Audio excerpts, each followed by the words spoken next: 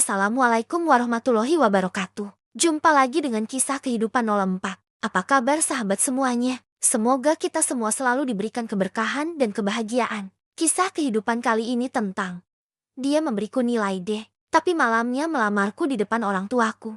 Namaku Rania Ayu Pramesti, mahasiswi semester akhir jurusan hukum, yang selama ini hidup dengan satu prinsip.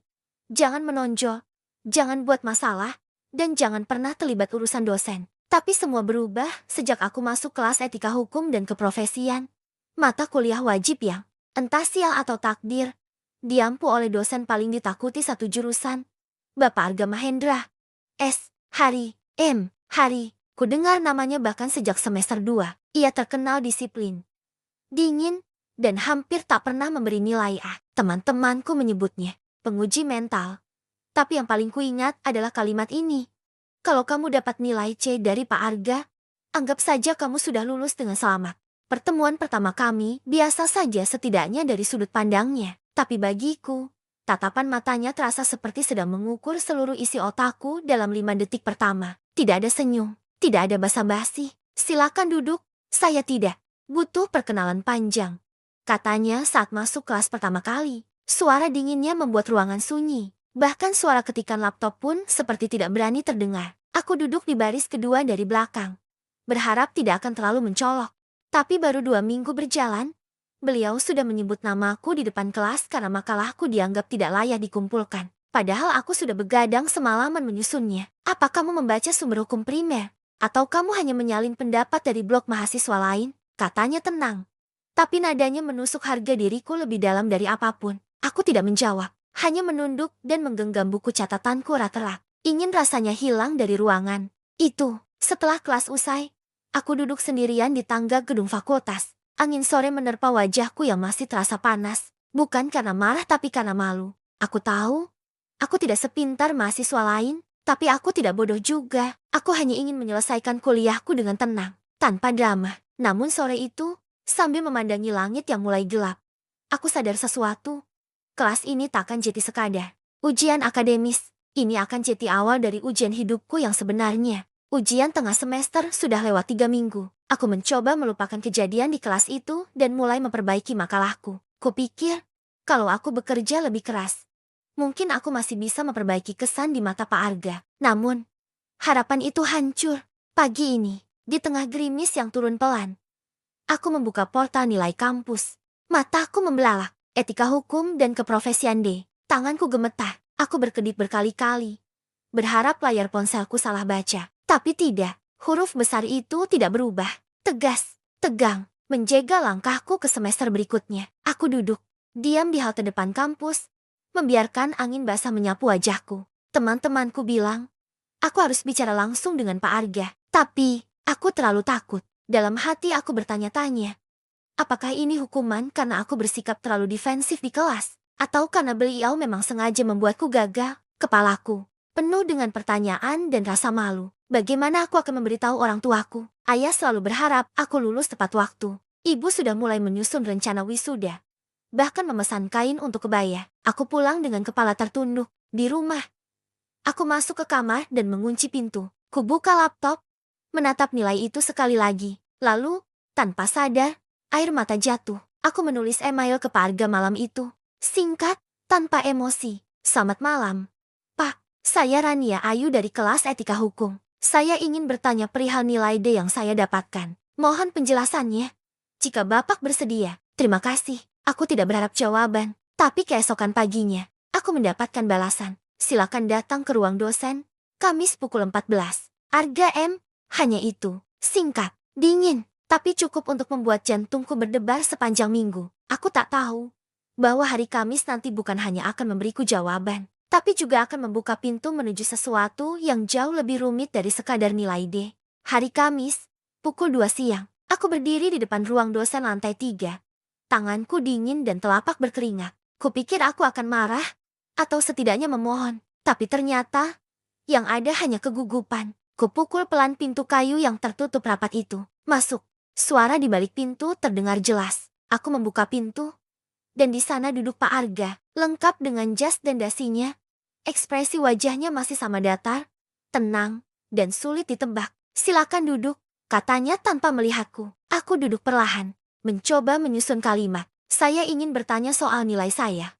Pak, nilai D saya tahu. Potongnya pelan. Nilai kamu bukan karena kamu bodoh, Rania, tapi karena kamu menghindar. Kamu terlalu takut salah sampai kamu tidak berani berpikir. Aku menatapnya. Terdiam. Ucapan itu menusuk, tapi bukan karena menyakitkan. Melainkan karena, benar, tapi kenapa tidak diberi kesempatan revisi? Pak, ia menatapku untuk pertama kalinya sore itu. Lama, dalam, karena saya ingin kamu belajar dari rasa gagal, bukan dari belas kasihan. Aku menunduk, entah kenapa. Ada bagian dari diriku yang mulai tidak membenci beliau seperti sebelumnya. Tapi, itu belum seberapa. Malamnya, aku pulang ke rumah. Ada banyak mobil parkir di depan rumah kami. Dan ibu memanggilku dengan nada ceria yang anehnya. Tidak biasa, Rania. Sini dulu, Pak Arga datang. Loh, aku terdiam di depan pintu ruang tamu. Di sana, duduk lelaki yang sama dengan jas yang berbeda. Tapi tatapan yang tak berubah diapit oleh ayah dan ibu. Pak Arga, tanyaku nyaris. Tak bersuara. Bukan lagi, Pak. Seharusnya, jawab beliau pelan. Mulai malam ini, orang tuamu sudah menyetujui aku untuk menjadi calon suamimu. Kakiku lemas. Aku merasa seperti baru saja bangun dari mimpi yang tak masuk akal. Pak Arga, dosen killer yang memberiku nilai D, malam ini resmi melamarku di depan keluargaku. Aku ingin bicara, protes, lari, tapi tak satu pun kata keluar. Hanya suara ibu yang terdengar lembut di belakangku. Ma, Pa, kenapa tidak bilang dulu? Karena kami tahu kamu pasti akan menolak. Tapi kamu harus tahu. Rania, ini semua untuk kebaikanmu. Aku merasa napasku sesak. Dan malam itu, aku hanya bisa duduk diam di ruang tamu. Dengan cincin perak kecil yang diletakkan di atas meja. Dan seorang lelaki yang dulu kuanggap musuh kini jadi calon pendamping hidupku. Malam itu, aku tak bisa tidur. Bukan karena lamaran itu terlalu mengejutkan, tapi karena semuanya terasa seperti jebakan. Diam-diam, tanpa suara, tapi menjeratku tanpa sempat aku menghindar. Aku duduk di ranjang sambil menatap cincin perak yang diletakkan ibu di meja kamarku. Cincin itu terlihat sederhana, tapi bagiku, itu seperti beban. Paginya aku memberanikan diri bicara dengan ayah dan ibu. Aku harus menolak. Ibu, ayah, aku nggak bisa nikah sama Pak Arga. Aku bahkan nggak kenal dia. Dia dosenku. Dia kasih aku nilai D. Ibu menatapku dengan sorot mata yang tak biasa, campuran antara khawatir dan tegas. Justru karena itu, kamu harus kenal lebih dekat. Jangan nilai orang dari caramu gagal. Ayah ikut bicara. Suaranya tenang tapi berat. Kamu tidak dipaksa, Rania, tapi dengar dulu alasan kami. Arga itu anak dari sahabat ayah yang pernah membantu keluarga kita dulu. Saat kita hampir kehilangan rumah ini, aku terdiam. Jantungku berdetak pelan. Jeti ini, balas budi. Tapi kenapa aku? Kenapa harus sekarang? Kenapa dia? Ibu menghela napas panjang. Karena kamu sudah dewasa. Karena Arga memilihmu. Dan karena kami percaya, kamu akan lebih bahagia dengan seseorang yang bisa membimbingmu dengan tenang. Aku tidak menjawab. Bagaimana aku bisa menjawab kalau pikiranku masih terjebak pada satu kenyataan? Aku akan dijodohkan dengan dosenku. Dosen yang tak pernah tersenyum. Yang menuduhku takut berpikir. Dosen yang menatapku seperti murid. Bukan calon istri. Hari-hari berikutnya, aku menghindari kampus. Aku malu, takut, dan jujur. Marah, tapi Arga berbeda. Ia tidak mencariku, tidak juga menghubungiku. Seolah baginya ini hanya kesepakatan dua keluarga. Bukan tentang dua hati. Sampai suatu sore, aku menerima pesan singkat di ponsel. Saya tidak akan memaksa, Rania, tapi tolong beri saya kesempatan satu kali. Kita bicara, bukan sebagai dosen dan mahasiswa, tapi sebagai dua orang dewasa yang sama-sama terjebak dalam harapan orang tua. Aku menatap pesan itu lama, dan di tengah keterpaksaan yang belum sepenuhnya bisa kuterima, aku membalas satu kata, kapan? Kami sepakat bertemu di sebuah kafe kecil di pinggir kota. Tempatnya tenang, penuh tanaman gantung dan meja kayu yang dilapisi taplak putih sederhana. Tak ada suasana akademis, tak ada mahasiswa lain, hanya aku dan dia. Aku datang lebih dulu, duduk di pojok, dekat jendela. Kupikir, aku akan merasa gugup, tapi ternyata, yang kurasakan justru canggung yang sunyi. Bukan takut, lebih seperti duduk bersama seseorang yang tak kukenal, tapi tahu banyak soal diriku. Beberapa menit kemudian, Arga datang. Kali ini tanpa jas formal, hanya kemeja putih sederhana dan celana hitam. Tanpa tas kerja, tanpa map, tanpa perintah. Maaf menunggu, katanya singkat. Aku hanya mengangguk. Kami duduk, pesan minuman, Lalu, diam. 10 menit pertama adalah keheningan paling panjang dalam hidupku. Sampai akhirnya dia bicara. Aku tahu kamu menolak. Aku menatapnya. Perlahan. Jadi kenapa tetap melamar? Dia tidak langsung menjawab. Ia menyesap kopinya dulu, lalu menatapku tenang. Tapi tidak sedingin biasanya. Karena kamu berbeda dari semua yang pernah aku temui. Aku tersentak. Berbeda bagaimana? Karena aku gagal di kelasmu. Karena kamu tidak mencoba menyenangkanku. Jawabnya jujur. Mahasiswa lain akan mencoba memuji, mendekat, atau sekadar ikut arus. Tapi kamu menolak. Kamu membantah. Kamu marah. Dan itu membuatku melihat kamu sebagai manusia, bukan mahasiswa. Aku tidak tahu harus berkata apa. Bagian dari diriku ingin tersinggung. Tapi bagian lainnya merasa dilihat. Aku tidak mau pernikahan karena balas budi. Kataku pelan. Aku juga tidak mau menikah dengan seseorang yang tidak bisa aku hormati. Arga tersenyum kecil, senyum pertama yang pernah kulihat darinya. Maka aku akan membiarkan. Kamu mengenalku. Dari awal, kita mulai bukan sebagai calon suami istri, tapi sebagai dua orang yang sama-sama tidak mengerti harus bagaimana. Aku menatapnya, dan untuk pertama kalinya, aku tidak membencinya. Mungkin, pikirku, kebencian itu hanya karena aku tidak pernah berani mencoba memahami. Dan sore itu, di tengah obrolan yang canggung tapi jujur, aku sadar, perjodohan ini belum tentu akhir dari segalanya. Mungkin, ini justru awal dari sesuatu. Keesokan harinya, aku kembali ke kampus dengan sedikit harapan baru. Setelah pertemuan di kafe, aku merasa ada secercah harapan bahwa mungkin aku dan Arga bisa menemukan cara untuk melewati perjodohan ini. Namun, kenyataan kampus lebih kejam daripada yang kubayangkan. Aku mendengar bisik-bisik, tatapan menghakimi, dan bahkan ada yang secara terang-terangan mengolok-olokku. Dosen itu sudah melamarmu, pasti karena kamu deal nilai. Kan? Aku menahan air mata di depan kelas, berusaha tetap tenang. Bahkan teman dekatku, Sari, menatapku dengan ragu. Lania, aku cuma takut kamu terluka. Aku menggigit bibir, mencoba tersenyum. Ini bukan soal nilai. Sari, aku ingin kalian percaya. Aku bisa memilih jalan sendiri. Tapi gosip itu terus menyebar. Seolah aku hanya mahasiswi yang membeli cinta dengan nilai. Aku merasa terperangkap antara kenyataan dan harapan. Dan saat aku pulang, di depan pintu rumah, aku bertemu Arga. Ia memandangku dengan tatapan serius. Lania, aku tahu semua orang di kampus sedang berbicara tentang kita. Aku minta maaf kalau ini membuatmu sulit. Aku menggeleng. Aku yang harus minta maaf. Aku merasa kalah, tapi aku ingin bertahan. Arga tersenyum. Pelan, kita akan hadapi bersama. Lania, aku tidak akan membiarkan kamu sendiri. Di saat yang sama, aku sadar, perjodohan ini bukan hanya tentang kami berdua. Ini juga tentang bagaimana aku belajar berdiri tegak. Meski dunia seolah ingin menjatuhkanku. Hari-hari setelah rumor itu makin menjadi, aku dan Arga memilih satu cara, tetap fokus pada tujuan. Kami mulai sering bertemu untuk belajar bersama, alasan yang cukup kuat untuk menjelaskan ke orang lain. Awalnya canggung, aku masih takut.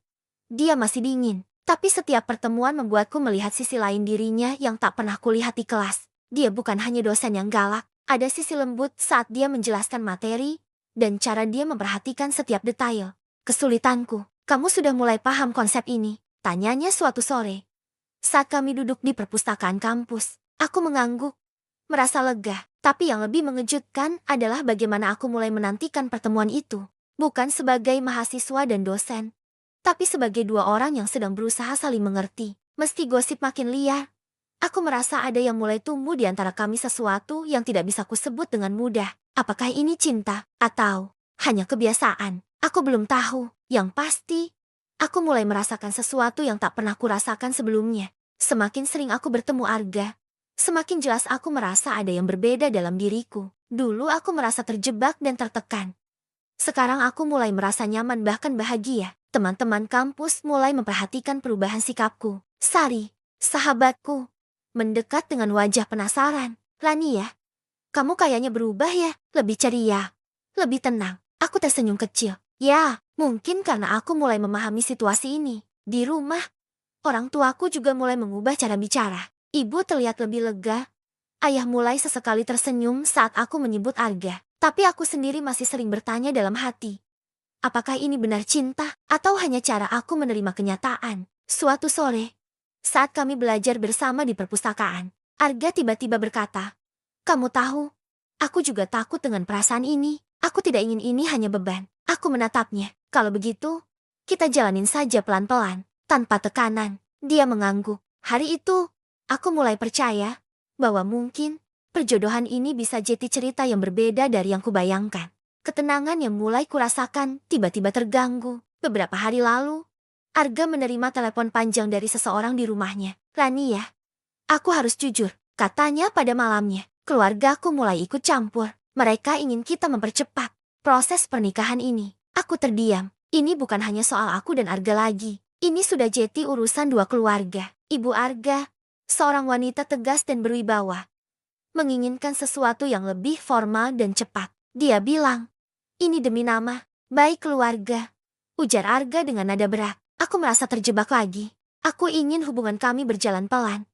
Tapi kini ada tekanan lain yang jauh lebih besar. Malam itu, aku menangis dalam pelukan Arga. Bukan karena aku lemah, tapi karena aku takut kehilangan apa yang mulai kami bangun. Arga menggenggam tanganku erat. Kita hadapi bersama. Rania, aku di sini untuk kamu. Namun, aku sadar, jalan kami tidak akan semulus yang kubayangkan. Tekanan dari keluarga Arga semakin terasa berat. Setiap panggilan telepon membuat Arga terlihat semakin stres, dan aku juga merasa terbebani. Kami duduk bersama di taman kampus, mencoba bicara dari hati ke hati. Aku nggak mau kamu merasa terpaksa, kataku pelan. Aku juga nggak mau ini jadi beban buat kita. Arga menarik napas panjang. Kita harus jujur sama keluarga kita.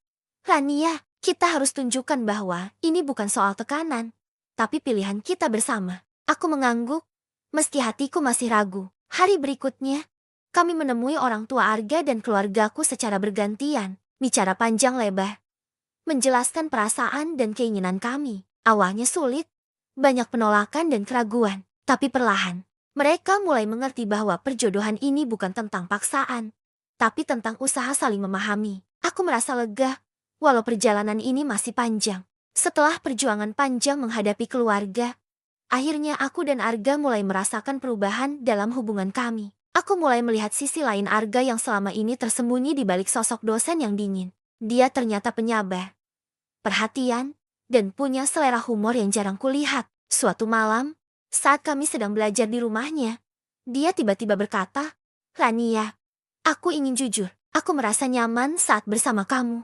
Jantungku berdetak kencang. Aku juga, jawabku lirih. Malam itu, kami berbicara panjang tentang harapan dan ketakutan kami. Bukan sebagai dosen dan mahasiswi, bukan sebagai calon suami istri, tapi sebagai dua orang yang sedang mencoba mengenal satu sama lain. Namun, rasa nyaman itu tidak datang tanpa ujian. Justru saat aku mulai merasa nyaman dengan Arga, masa lalu yang tak terduga muncul menghantui. Seorang wanita yang kukenal dari kabar burung di kampus tiba-tiba mendekati Arga dengan senyum penuh arti. Aku mendengar dari teman-teman bahwa wanita itu dulu pernah dekat dengan Arga, bahkan sempat berjanji akan menikahinya. Hatiku bergejolak. Aku bertanya-tanya, apakah perasaanku cukup kuat untuk menghadapi bayangan masa lalu yang belum usai? Arga melihat kegelisahanku dan berkata dengan tenang, Rania, aku tidak bisa mengubah masa lalu, tapi aku memilihmu sekarang. Namun, rasa tidak percaya masih sulit kupadamkan.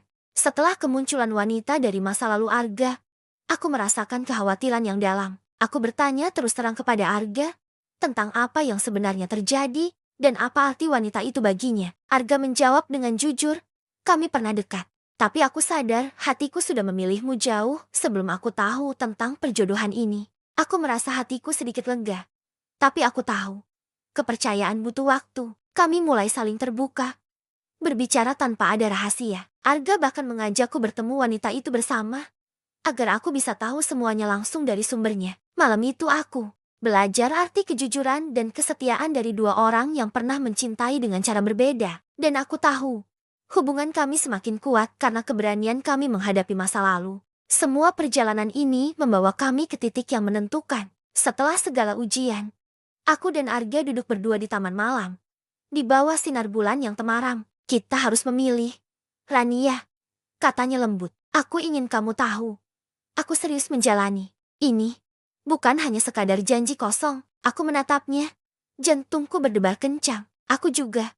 Arga, tapi ini keputusan besar. Aku takut. Takut kalau aku salah. Arga meraih tanganku. Kita ambil langkah bersama. Aku percaya kita bisa melewati semuanya. Air mataku mengalir tanpa bisa kutahan. Aku sadar. Ini bukan hanya tentang perjodohan atau nilai. Ini tentang cinta, kepercayaan, dan keberanian untuk memulai. Dan malam itu, aku memilih melangkah maju, memulai babak baru dalam hidupku. Bersama dia yang dulu adalah dosenku, kini menjadi harapan masa depanku. Setelah keputusan besar malam itu, aku dan Arga mulai menjalani kehidupan baru bersama. Perjalanan ini bukan tanpa tantangan, tapi kini kami melangkah dengan keyakinan dan saling percaya. Kami mulai belajar mengenal satu sama lain lebih dalam. Bukan hanya sebagai pasangan yang dijodohkan, tapi sebagai teman hidup. Kami berbagi mimpi, harapan, bahkan kekhawatiran yang selama ini tersembunyi. Aku mulai merasa nyaman berada di sisinya. Bukan karena paksaan, tapi karena aku memilihnya. Dan, yang terpenting, aku mulai mencintai dirinya. Bukan hanya sebagai dosen atau calon suami, tapi sebagai pria yang membuatku merasa berarti. Meski kami sudah memutuskan untuk bersama, tekanan dari lingkungan sekitar tak pernah benar-benar hilang. Gosip di kampus masih beredar.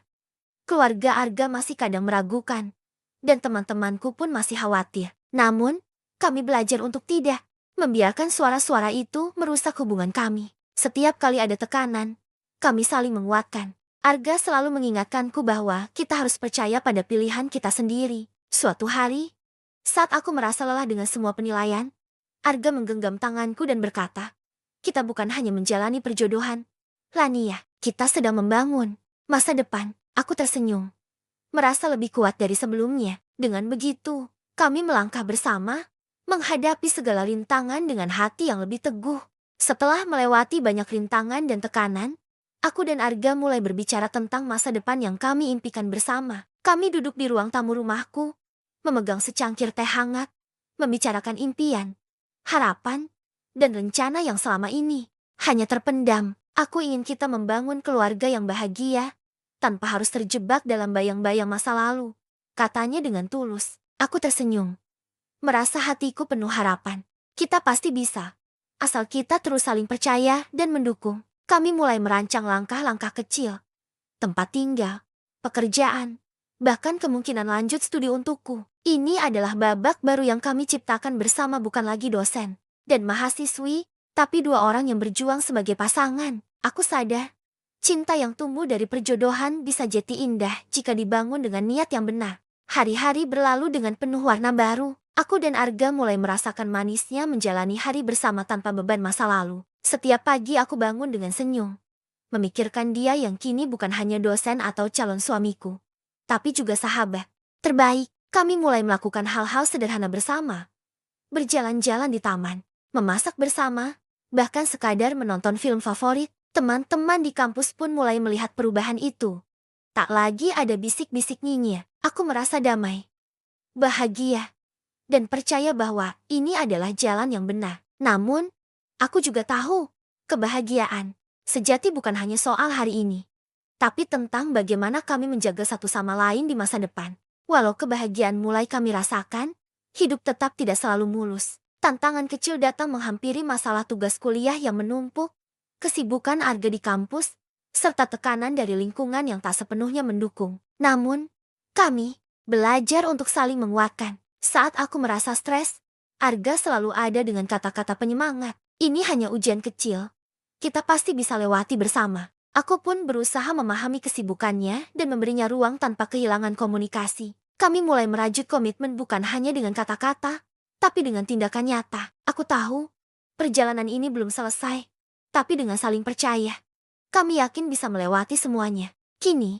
setelah perjalanan panjang penuh lika-liku, aku dan Arga berdiri di titik yang sama, tapi dengan hati yang lebih dewasa. Perjodohan yang dulu terasa seperti beban, kini berubah menjadi cerita indah yang kami bangun bersama. Kami belajar bahwa cinta bukan hanya tentang perasaan, tapi juga tentang kesabaran, pengertian, dan keberanian untuk melangkah maju. Di depan keluarga dan sahabat, kami mengucapkan janji untuk saling menjaga dan mencintai. Bukan karena paksaan, tapi karena pilihan hati yang tulus. Aku tersenyum, menatap Arga yang kini bukan hanya dosenku, tapi pendamping hidupku. Ini bukan akhir, tapi awal dari perjalanan kami yang baru, dan aku siap menjalani hari-hari ke depan bersama dia yang pernah ku cintai dengan cara yang tak terduga. Sampai jumpa lagi di cerita-cerita seru lainnya. Jangan lupa dukungannya dengan subscribe, like, komen, and di share ya.